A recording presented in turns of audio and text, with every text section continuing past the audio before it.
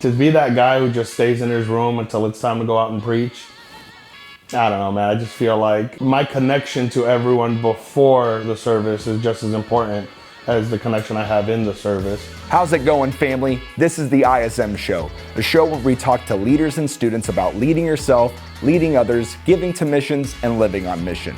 As you guys know, the greatest week of your life, Breakaway Camp, is coming up soon, and this year's speaker for both weeks 1 and 2 is Pastor Joey Silva, former youth pastor, now lead pastor of Belmont Assembly in Chicago, Illinois. Recently, I had a chance to sit down with Pastor Joey to get to know him better and to find out what he's going to be sharing with us at Breakaway Camp. If you guys haven't already, be sure to register for Breakaway Camp, subscribe to our podcast on Apple Podcasts or Spotify, subscribe to our YouTube channel, follow us on Instagram, Facebook, TikTok, all the things so you can keep up with all the content that ISM is dropping.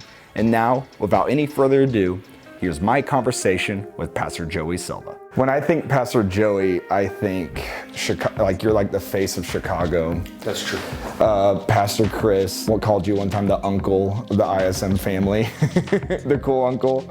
I think good food, I think anime, and a lot of the ISM kids know you. Yeah. For those who don't, who is Pastor Joey?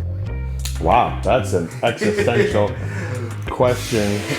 Who is Pastor Joey? My, social media bio says he is a husband to Cicely, a father to 2 beautiful girls, Josie and Olivia, and now a lead pastor in the city that he loves, doing the thing that he loves to do. But honestly, I feel like I'm a regular dude.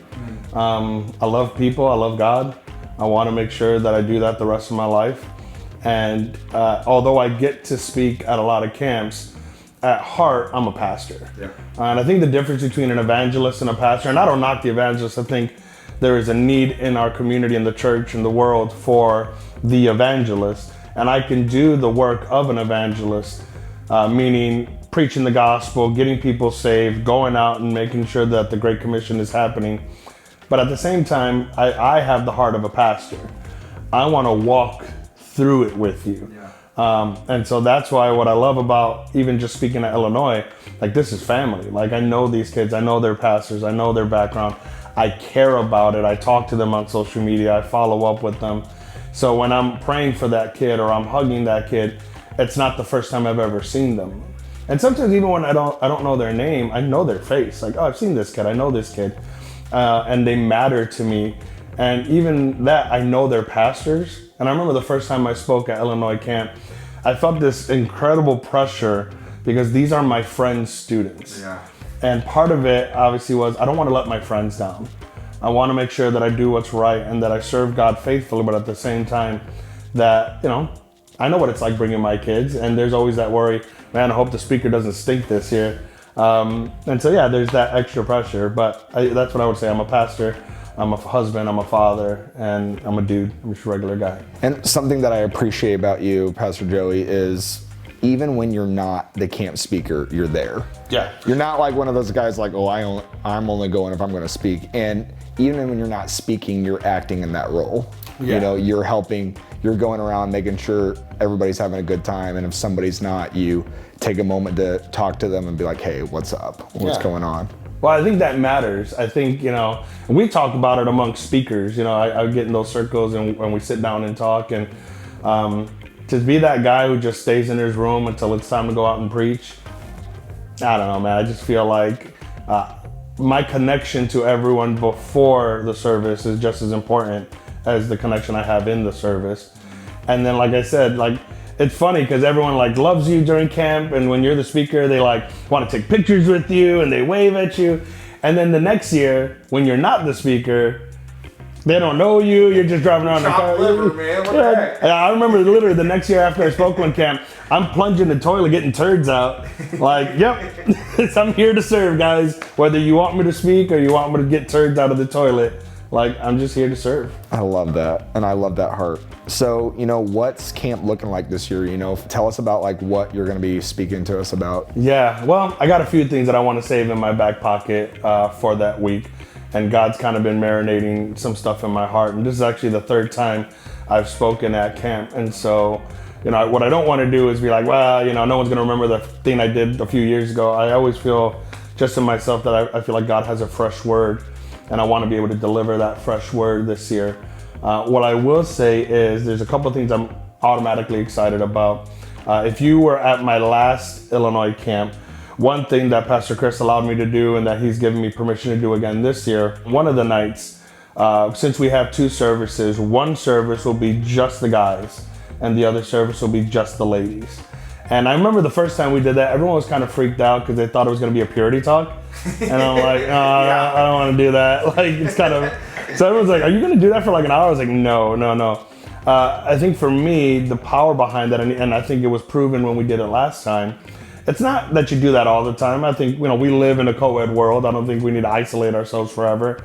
But there's something powerful and vulnerable when it's just the ladies or it's just the guys.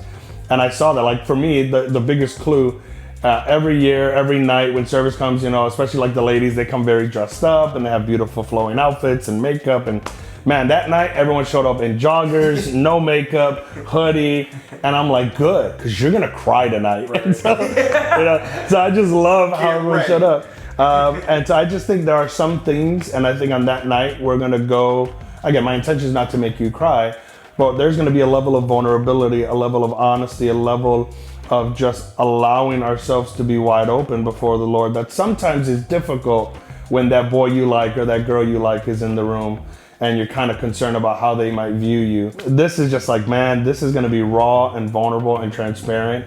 And just as a side note, like, even just worship, just all those one voices, all those guys, or all those girls just in that room, there's something amazingly powerful. And I mean, every night I got emotional. I cried on the side just hearing those voices being declared to the Lord. I thought it was one of the most beautiful things I had ever saw. So I'm really excited about what God's going to do on this year's Guys Night and Girls Night. And again, it's not going to be a purity talk, guys. I'm going to preach what the Lord gave me to preach, but I will make sure that it's tailored to your specific situations and where you're at.